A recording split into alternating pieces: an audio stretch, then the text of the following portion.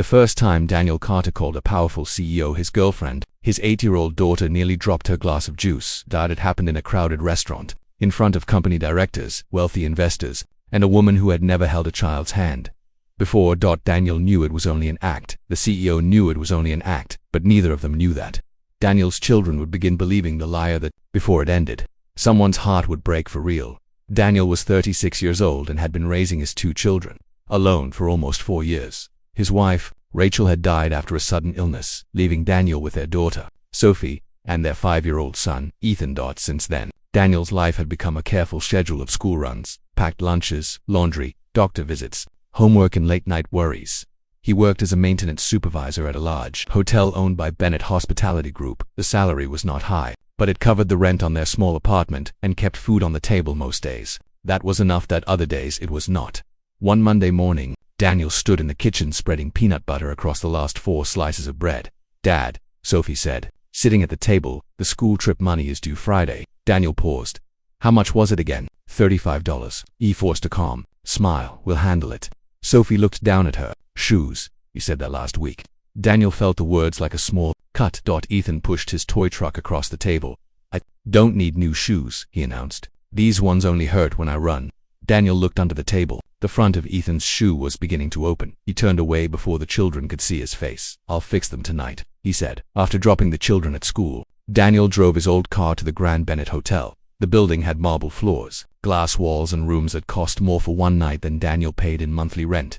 That morning, the hotel staff were preparing for an important event. The company's founder, Margaret Bennett, was celebrating her 70th birthday, and senior executives were arriving from different cities. Daniel was checking a faulty elevator when his manager approached. "Daniel, the CEO wants to see you." Daniel frowned. "The CEO?" "Yes, Claire Bennett. Top floor." Daniel's stomach tightened. Claire Bennett was the founder's only daughter and the current CEO of Bennett Hospitality Group. She was known for being intelligent, direct, and impossible to impress. Daniel had seen her only a few times. She always seemed to be moving quickly, speaking into a phone, or surrounded by people in expensive suits. Daniel wiped his hands on a cloth and took the private elevator upstairs. Claire's office was large but almost empty. There were no family photographs, no flowers, and no personal objects on her desk. Claire stood near the window wearing a dark blue suit. She was 34, composed and serious. "Mr. Carter," she said, "please sit." Daniel remained standing. "Is there a problem with my work?" "No. Your work record is excellent." "Then why am I here?" Claire looked at him for a moment. "I need your help with a private situation." Daniel gave a nervous laugh. "I repair heating systems and elevators. Private situations are not really my area." For the first time, Claire almost smiled. "My mother is seriously ill." Daniel's expression changed. "I'm sorry. She has heart surgery scheduled next month. She is worried about me. She believes I have given my entire life to the company and that I will end up alone." Daniel did not know what to say. Claire continued. "She refuses to stop arranging dinners and introductions. For her birthday this weekend, she has invited a man she wants me to marry." Daniel slowly sat down. "And what does that have to do with me?" Claire placed a file on the desk.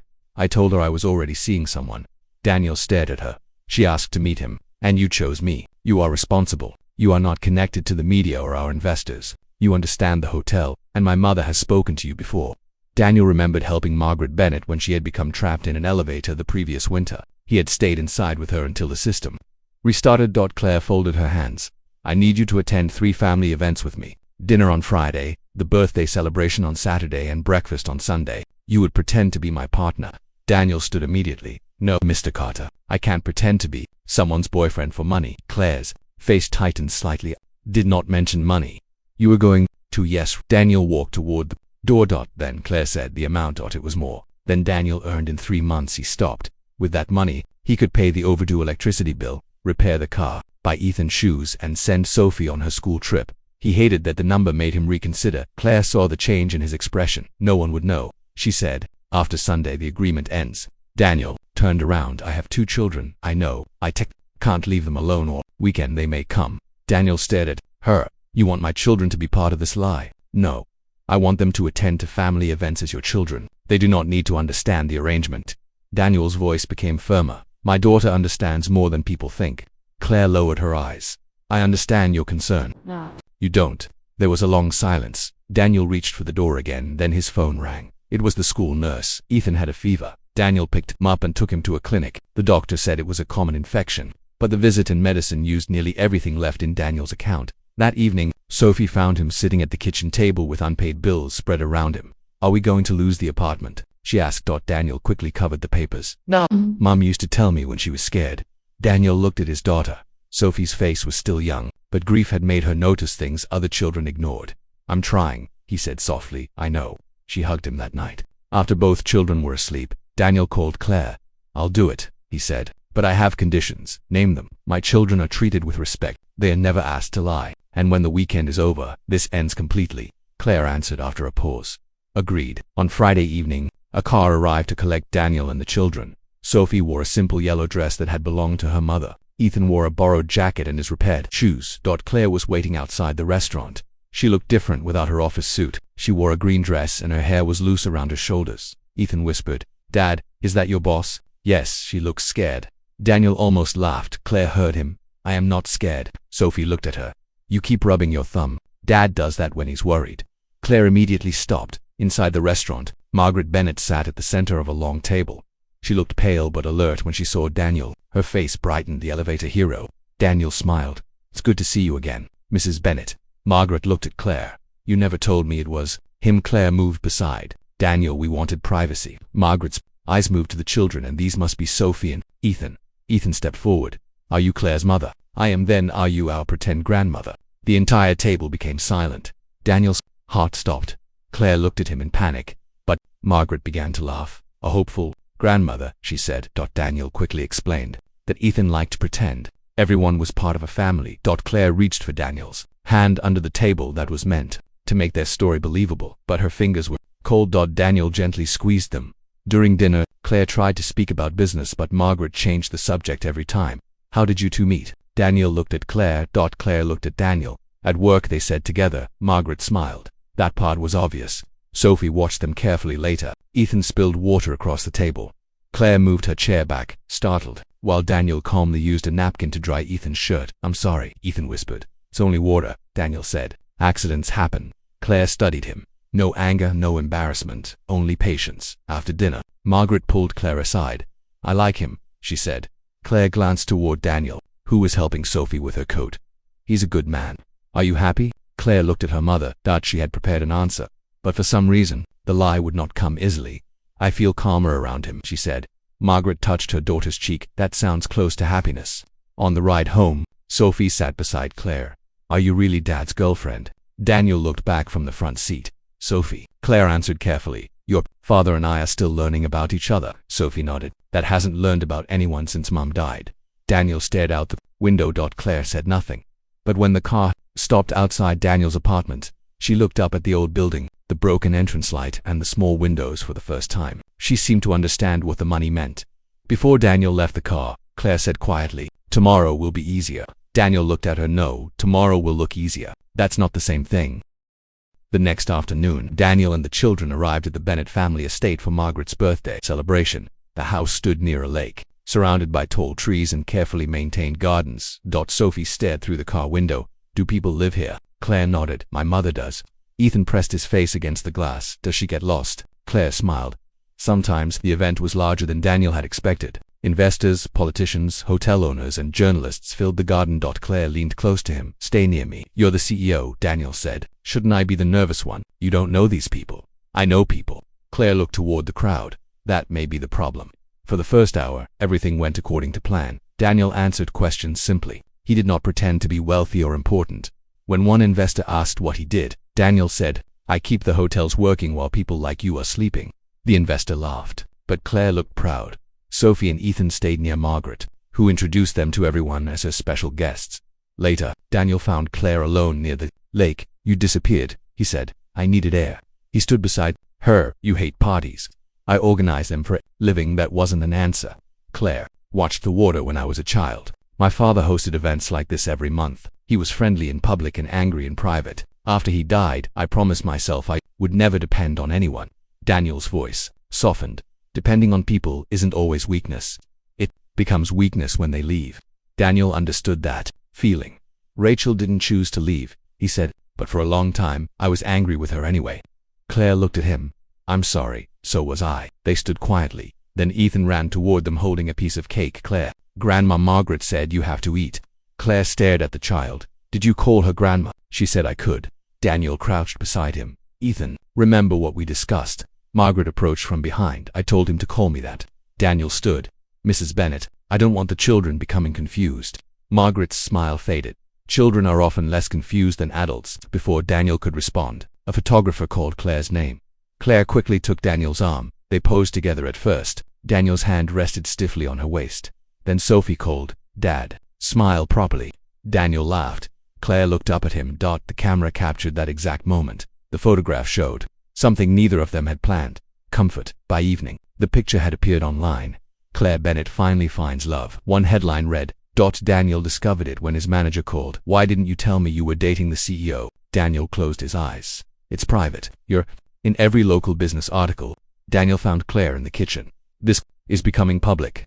I did not invite the photographers, but you knew they were there. Claire checked her phone. My communications. The team can control it. My children go to school. People know where I work. I agreed to a family weekend, not a public story. Claire's voice remained calm, but her face showed concern.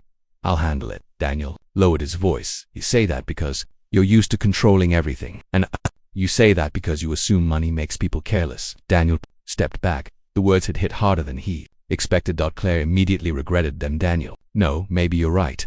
He walked away that evening. A storm moved over the lake. Most guests left early, but the road into town flooded, forcing Daniel and the children to remain at the estate. Margaret arranged rooms for them at midnight. Ethan began crying. Daniel found him sitting on the floor beside the bed. What's wrong? My chest hurts. Daniel touched his forehead. Ethan was hot and breathing quickly. Claire appeared at the door. What happened? He has asthma. I left a spare inhaler in the car. I'll get it. The storm is too heavy. Claire did not wait. She grabbed a raincoat and ran outside with Daniel. They crossed the dark driveway through hard rain. The wind pushed against them. Daniel found the inhaler in the glove compartment, but the car would not start. They hurried back to the house. Ethan's breathing had become worse. Daniel knelt beside him, trying to remain calm. Slow breaths. Buddy, look at me. Claire called the emergency service, but flooding had delayed the nearest ambulance. Margaret's personal driver had already left. I have a four-wheel drive vehicle in the garage, Claire said. I'll drive. The roads are dangerous. So is waiting. Daniel carried Ethan to the vehicle. Sophie climbed in beside him, crying quietly. Claire drove through the flooded road while Daniel held the inhaler to Ethan's mouth. Stay awake, Daniel whispered. Daddy's here. At the hospital, doctors took Ethan into treatment. Daniel stood outside the room, wet, shaking and unable to sit. Sophie leaned against him. Claire returned from the reception desk. They're keeping him for observation. Daniel nodded. I know the doctor said he should recover fully. Daniel covered his face with both hands. For 4 years, he had managed every emergency alone. He had signed every medical form alone. He had waited in every hospital corridor alone. Claire sat beside Sophie and wrapped a blanket around her. Sophie looked up. Are you going to leave when the pretending ends? Claire froze. Daniel lowered his hands. Sophie, this isn't the time. It is for me, she said, her voice breaking. Everyone leaves. Mom left. Grandma moved away. Dad's friends stopped visiting. Are you going to leave too? Claire's eyes filled with tears. She looked at Daniel, but he could not help her answer because the answer had always been yes. Claire reached for Sophie's hand. I care about you. That's not what I asked. Claire swallowed. I don't know what happens next. Sophie pulled her hand. Away then, don't act like our family. She walked toward the window. Daniel followed her and held her against his chest. Claire remained in the chair, silent. A few hours later, Ethan woke and asked for water. The doctors said he was stable when Daniel returned to the waiting room. Claire was standing near the door. I'm sorry, she said. This agreement was selfish. You helped save my son tonight. That doesn't change what I did. Daniel looked at her. Why did you choose me? At first, because you were safe. That isn't a compliment. I know. She wiped a tear from her cheek. But then I saw you with your children. I saw the way you listen to them, the way you make them feel protected even when you're afraid. Daniel's voice became quiet. Claire, I forgot it was an act. For 1 second, neither of them moved. Then Daniel stepped closer, but Sophie appeared behind him. Ethan wants Dad. Daniel looked back at his daughter when he turned again. Claire had already moved toward the exit. She stopped at the door. The agreement ends now, she said. I'll make sure your payment is transferred. I don't care about the money right now. You should. That was the deal. And what about everything else? Claire looked at Sophie, then at Daniel. Everything else is exactly why I have to leave. She walked away. Daniel did not follow her. He returned to Ethan's room and sat between his children until morning. But while Ethan slept and Sophie held his arm, Daniel realized the hardest truth of all. He had not been pretending either. 3 days later, Daniel returned to work. Ethan was recovering at home with a neighbor, and Sophie had gone back to school. The money from Claire had arrived in Daniel's account. He paid the electricity bill, repaired the car, and bought Ethan new shoes, but he did not touch the rest. The money no longer felt like help, it felt like the price of saying goodbye at the hotel. Employees became quiet whenever Daniel passed. The photograph of him and Claire had spread online, followed by a short statement saying they had decided to remain private. Daniel's manager called him into the office. "Senior leadership thinks your presence may create attention." Daniel stared at him. "Are you firing me?" "No, we're moving you to another property." "Which one?" "A hotel 2 hours away." Daniel immediately understood. 2 hours away meant leaving before the children woke and returning after bedtime. "I can't accept that." "Then you may need to resign." Daniel walked out without answering that afternoon. He received a call from Sophie's school. She had pushed another student during lunch. Daniel arrived and found her sitting outside the principal's office. "What happened?" "A boy said Claire left because we were too poor." Daniel sat beside her. "You can't push people," he said. "She was embarrassed by us." "But doesn't make it true."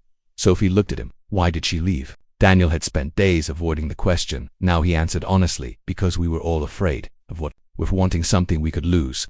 Sophie's eyes filled with tears. "I already lost her." Daniel pulled her close. That evening, he made a decision. He drove to the Bennett estate with the children. Margaret opened the door herself. "Daniel, I need to speak to Claire. She's at the city office. She has a board meeting tonight."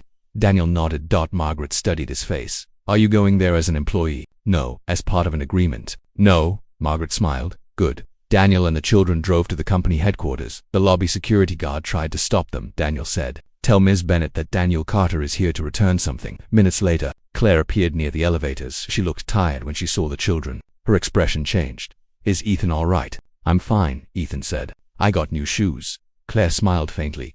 "They look fast." Daniel held out an envelope. "What is this?" "The money left from our agreement." Claire did not take it. "You earned it." "No. I earned payment for attending 3 events. I didn't earn payment for feelings." Claire glanced toward the security guards and office workers watching them. "Can we speak privately?" "No," Daniel said. "I spent too much time hiding the truth." Claire's face became still. Daniel took a breath. "My job is being moved because of the attention around us. I may have to resign. Sophie is angry. Ethan keeps asking when he can see you. And I've spent 3 nights telling myself that ending the agreement was the responsible thing."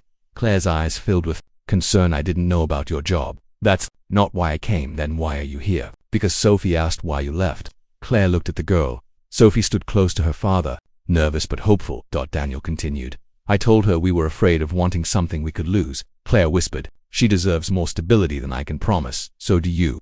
Claire shook her head. "You don't understand my life. There are meetings, travel, public attention. I understand that you work too much and eat dinner alone." A few employees looked away to hide their smiles. Claire lowered her voice. "And you have 2 children who have already lost their mother. I won't become another person who enters their lives and disappears." "Then don't disappear." The words stayed between them. Claire looked at him. Daniel's voice softened. "I'm not asking you to become their mother. I'm not asking you to fix us. We are not broken. I'm asking whether what happened between us was real." Claire looked at Sophie and Ethan. Then she looked back at Daniel. "Yes. Then we start slowly. No public story. No agreement. No pretending." Claire's tears finally fell. "What if I'm bad at this?" Ethan stepped forward. "Dad was bad at making pancakes. He learned." Claire laughed through her tears. Sophie held out her hand. "You can learn us too." Claire crouched in front of her. "I'm sorry I left without saying goodbye. Are you staying now?" Claire answered carefully. "I want to try, if you'll let me." Sophie nodded. Claire stood. Daniel reached for her hand. This time there were no cameras, number investors, and no agreement. She held his hand because she wanted to. The next weeks were not perfect. Claire did not suddenly stop being a CEO. She still had long meetings and urgent calls. Daniel still worried about bills, school schedules, and work, but they stopped pretending that love should be easy. Claire visited Daniel's apartment for dinner and burned the garlic bread. Ethan ate 2 pieces. Anyway, Sophie showed her how to braid hair. Although Claire needed 6 attempts before the braids stayed together, Daniel found a new position, managing maintenance at a smaller hotel closer to home. Claire offered to intervene with his old job, but he refused. "I need to know I can stand beside you without depending on you," he said. Claire respected that. Margaret recovered well after her surgery. A month later, she invited them all for lunch. Ethan ran into the house calling Grandma Margaret. This time, Daniel did not correct him. Months passed. There were disagreements. Claire missed Sophie's school performance because of a delayed flight. Sophie cried and refused to answer her calls. Instead of sending a gift, Claire came to the apartment the next morning, apologized and listened. Daniel sometimes became distant whenever he felt life was changing too quickly. Claire learned not to walk away. They learned that real love was not a perfect photograph. It was showing up after mistakes. It was telling the truth. When silence was easier, it was choosing the same people again after a difficult day. 1 year after Margaret's birthday dinner, Daniel took Claire and the children back to the restaurant where their story had begun. There was no large family table this time, only the four of them during dessert. Ethan looked at Claire. "Are you still Dad's pretend girlfriend?" Claire smiled. "No. What are you now?" Claire looked at Daniel. Daniel reached across the table and took her hand. "She's someone we love." Sophie smiled, "And someone who stayed." Claire's eyes filled with tears, but this time she did not look away. Outside the restaurant, the evening air was cool. Daniel helped Ethan into the car while Sophie talked to Claire about a school project for years. Daniel had believed protecting his children meant never risking his heart again. But now he understood that fear could not protect a family, that could only keep love outside the door. Claire had entered their lives through an agreement built on pretending, but she stayed because somewhere between spilled water, hospital corridors, burned dinners, and honest apologies, they had created something real. Not a perfect family, a chosen family. And sometimes the strongest love does not begin with certainty. Sometimes it begins when two frightened people stop pretending. They do not need anyone.